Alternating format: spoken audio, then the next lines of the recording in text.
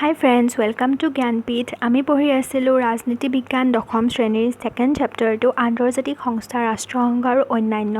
আৰু এতিয়ালৈকে আমি ৰাষ্ট্ৰসংঘৰ যিবোৰ উদ্দেশ্য, যিবোৰ নীতি, যিবোৰ অংগ, 6টা অংগ, তাৰ প্ৰত্যেকটোৰ বিষয়ে পঢ়িলোঁ। আৰু ৰাষ্ট্ৰসংঘৰ এই 6টা অংগৰ উপৰিও কি অন্যান্য অংগ বা কি অন্যান্য অভিকৰণ এজেঞ্চিসমূহে ৰাষ্ট্ৰসংঘৰ লগত কাম কৰে, তেওঁলোকৰ সেইবোৰৰ বিষয়েও পঢ়িলোঁ। চ' আজি আমি কৰিম ৰাষ্ট্ৰসংঘ আৰু বিশ্ব শান্তি।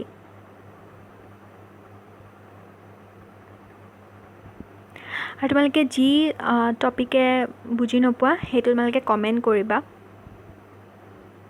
মই বুজাবলৈ চেষ্টা কৰিম। অ'কে, চোৱা, অন্যান্য অভিকৰণ এইকেইটা পাইছিলোঁ। চ' আজি আমাৰ টপিক হৈছে ৰাষ্ট্ৰসংঘ আৰু বিশ্ব শান্তি। ৰাষ্ট্ৰসংঘৰ মেইন উদ্দেশ্যটোৱে কি আছিলে? বিশ্বত শান্তি স্থাপন কৰা, বিশ্বৰ যি জনসাধাৰণৰ মাজত ভয় সেইটো দূৰ কৰা, আৰু বিশ্বৰ এই জনগণৰ মনৰ পৰা যুদ্ধৰ যি ভয়, যুদ্ধৰ বিভীষিকা আঁতৰ কৰি বিশ্বাস আৰু আস্থাৰ এখন পৃথিৱী গঢ়াৰ লক্ষ্য।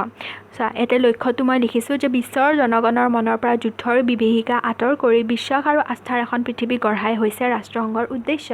আৰু 1945 চনত যে এই ৰাষ্ট্ৰসংঘ জন্ম হৈছিল, তেতিয়াই পৰাই ৰাষ্ট্ৰসংঘই এই কামেই কৰি আহিছে। আৰু বৰ্তমান 70 বছৰ হ'ল, মানে 70 বছৰ মানে কি, কিতাপৰ মতে 70 বছৰ, কাৰণ কিতাপখন 2017 তোমাৰ 17 মানত পাব্লিছ হৈছিল আই থিংক। চ' সেইখিনি সময়ত 70 বছৰ হৈছিল, কিন্তু মই ব্ৰেকেটত 76 লিখিছোঁ, দেখিছা? কাৰণ 2021 পৰা যদি 1945ক মাইনাছ কৰা কিমান বছৰ পাবা? 76 বছৰ। চ' এইটো চিম্পল লজিক। বৰ্তমান কি হ'ল, ৰাষ্ট্ৰসংঘৰ 76 বছৰত ভৰি দিলে, আৰু 76 বছৰ পৰ্যন্ত ৰাষ্ট্ৰসংঘই এই সুদীৰ্ঘ কালচোৱাৰ সময়ছোৱালৈকে বিশ্বত শান্তিৰ বাতাবৰণ আনিবলৈ সক্ষম হৈ আছে, সমস্যাসমূহ সমাধান কৰিবলৈ সক্ষম হৈ আছে, বিভিন্ন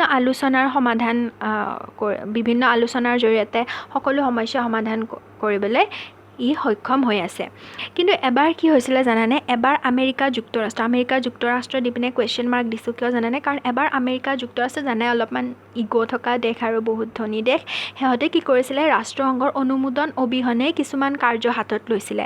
ধৰা, কিছুমান এনেকুৱা তেওঁলোকে পদক্ষেপ লৈছিলে, যেনেকৈ এটমিক বোমাৰ পিনৰ পৰাই হওক বা বিশ্বযুদ্ধৰ পৰাই হওক। সিহঁতে সিহঁতৰ পিছত চাগে কোনো দেশৰ লগত তেনেকুৱা যুদ্ধ হৈছে, কাৰণ বুকত আছে তোমাৰ যে পিছত ৰাষ্ট্ৰসংঘৰ অনুমতি নোলোৱাকৈ বেলেগ এখন বিশ্বযুদ্ধ নহয়, মানে বিশ্বযুদ্ধৰ দৰেই বেলেগ এখন দেশৰ লগত যুদ্ধ কৰিছে।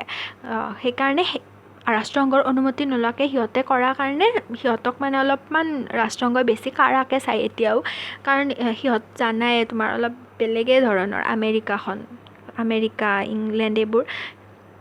চ' সেইকাৰণে তাৰ পাছৰ পৰা কিন্তু যেতিয়াৰ পৰা ৰাষ্ট্ৰসংঘ বেছিকৈ কাৰা হৈ গ'ল, তেতিয়াৰ পৰা কিন্তু আৰু কোনো দেশে সাহস কৰা নাই। সিহঁতক শাস্তিও দিছে, কিবা আই থিংক পানিছ কৰিছে, আৰু তাৰ পাছৰ পৰা ৰাষ্ট্ৰসংঘ এতিয়াও সফল হৈ আছে।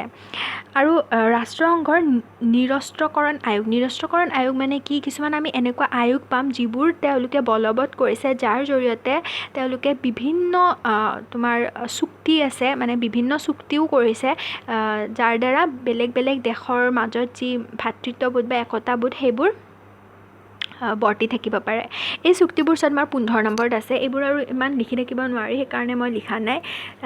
যেনেকৈ তোমাৰ নিৰস্ত্ৰীকৰণৰ জৰিয়তে বিশ্বৰ ৰাষ্ট্ৰসমূহৰ মাজত যুদ্ধৰ পৰিৱেশ নোহোৱা কৰাৰ অৰ্থে ৰাষ্ট্ৰসংঘই যোৱা দিনবিলাকত লোৱা পদক্ষেপ গুৰুত্বপূৰ্ণ। মানে নিৰস্ত্ৰীকৰণ মানে কি? অস্ত্ৰ নোহোৱা, গোটেই দেশবিলাকে যাতে এখন দেশে আন দেশৰ ওপৰত যাতে অস্ত্ৰ তুলিব নোৱাৰে, যেনেকৈ আমেৰিকা যুক্তৰাষ্ট্ৰই কৰিছিল।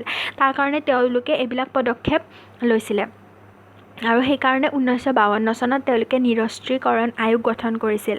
তাৰ পাছত তেওঁলোকে কিছুমান চুক্তি, যেনেকৈ আংশিকভাৱে আণৱিক অস্ত্ৰৰ বিস্ফোৰণ নিষিদ্ধ চুক্তি, আণৱিক অস্ত্ৰ যাতে ব্যৱহাৰ কৰিব নোৱাৰে, যেনেকৈ আমেৰিকাই এটম বোম কৰাৰ পাছত এতিয়াও কিছুমান জেগা এনেকুৱা আছে যিবোৰ এতিয়াও মানে আণৱিক বোমাৰ কাৰণে তাত মানুহ যোৱা নিষেধ হৈ আছে। কাৰণ আণৱিক বোমটো এনেকুৱা, তোমালোকে ছায়েন্স ল'লে পাবা ফিজিক্সত, সেইটো ৰিয়েকশ্যনৰ ফলত হয়, সেইটো ৰেডিঅ' এক্টিভ ছাবষ্টেঞ্চৰ মানে ৰিয়েকশ্যনৰ ফলত সেইটো হৈ গৈয়ে থাকে। কিমান সময় হয় এইটো তুমি ক'ব নোৱাৰা, সেইটো যোনে নিৰ্মাণ কৰে সিহে গম পাব, বুজিছা। চ' সেইকাৰণে সেইবোৰো তেওঁলোকে চুক্তি কিছুমান কৰিছে যাতে কোনেও এনেকুৱা আণৱিক অস্ত্ৰ নিৰ্মাণ কৰিব নোৱাৰে বা নুসুধাকৈ কোনো বিনা কাৰণত তোমাৰ বিস্ফোৰণ কৰিব নোৱাৰে। তাৰপিছত 1967 চনত বহি মহাকাশ চুক্তি, এনেকুৱা বিভিন্ন চুক্তি আছে। চ' পাৰমাণৱিক অস্ত্ৰ এইবোৰ আৰু একো বুজিব লগা নাই ইয়াত, জাষ্ট তোমালোকে এনে চুক্তিবোৰ মনত কৰি থোৱা। আৰু আচলতে কি হয়, বহুতে এই চনকেইটা মনত ৰাখিব যায়, কিন্তু এইকেইটা পৰীক্ষাত এনেকৈ অহা নাই হা, পৰীক্ষাত নাহে এনেকুৱা, এই গোটেইকেইটা চন এনেকুৱা নালাগে। কেৱল তোমালোকে নিৰস্ত্ৰীকৰণ আয়োগখন মনত ৰাখি থবা, আৰু দেন তোমালোকে প্ৰতিৰোধমূলক কূটনীতি এইটো মনত ৰাখিবা। এইটো হৈছে তোমাৰ 2007 চনত এইটো এটা প্ৰতিৰোধমূলক কূটনীতি এটা তেওঁলোকে গঠন কৰিছিল, যাৰ সহায়ত বিবাদ মীমাংসাৰে শান্তিৰ পৰিৱেশ অনাত তেওঁলোকে গুৰুত্বপূৰ্ণ পদক্ষেপ লৈছিল। প্ৰতিৰোধ মানে কোনো এটা ডিচিজনত যাতে প্ৰতিৰোধ লগাব পাৰে, তাৰ মানে কূটনীতি, যেনেকৈ আমেৰিকাই বিভিন্ন কূটনীতিৰ দ্বাৰা কাম কিছুমান কৰি থাকে, সেই কূটনীতি যাতে প্ৰতিৰোধ কৰিব পাৰে, তাৰ কাৰণে 2007 চনত তেওঁলোকে এইখন আইন বা এইখন চুক্তি ব্যৱহাৰ কৰিছিল।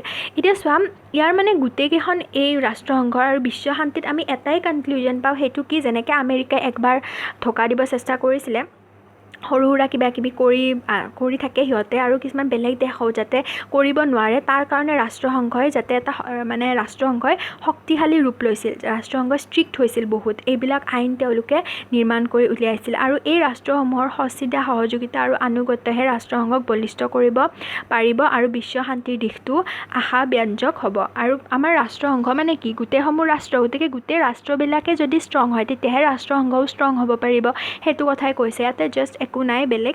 আৰু এইটো পইণ্টৰ পৰা তোমালোকৰ তেনেকৈ কুৱেশ্যন নাহে ৰাষ্ট্ৰসংঘ আৰু বিশ্ব শান্তিৰ পৰা, জাষ্ট মই বুজাবলৈ কৈ দিলোঁ।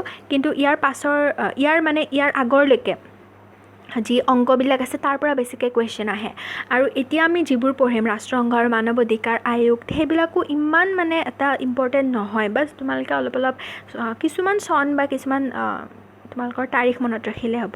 চ' আমি নেক্সট ভিডিঅ'ত ৰাষ্ট্ৰসংঘ আৰু মানৱ অধিকাৰ আয়োগ কৰিম। Till then stay safe and healthy, okay, and bye bye. আৰু তোমালোকে ভালকৈ পঢ়ি থাকা, পেণ্ডেমিকত একো ষ্ট্ৰেছ নল'বা।